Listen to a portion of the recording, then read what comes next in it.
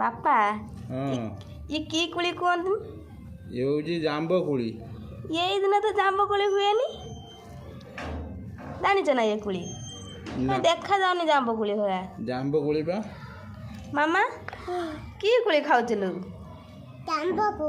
ना एटा जाम्ब कोली नी एटा देखा जाऊनी जाम्ब कोली भलिया देखा होची ए दिन तो कहीं जाम्ब कोली नुए तो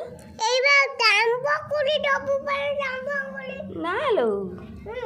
जाम्ब कोली भला देखा जाउची अब बो को पचारे देखिए सीए कौन कहूँ एटा जाम्ब कोली आउ की कुली हला ये की कुली कहनी बापा गले तो जाम्ब कोली एटा की कुली गौड़ कुली मामा एटा की कुली जाम्ब कोली मो झील कहूँ जाम्ब कोली बो कहूँ गौड़ कुली बापा भी कहले जाम्ब कोली तो मु तो जानी एटा की कुली तो सांग मैंने कहतु एटा की कुली है तो सांग मैंने कमेंट कर निश्चय जानवे एटा जाम्ब कोली ना गौड़ कुली तो बो कहले एटा तो जाम्ब गौड़ कुली बापा कहले जाम्ब कोली तो आप निश्चय कमेंट कर एटा की कुली रहिले जय जगन्नाथ।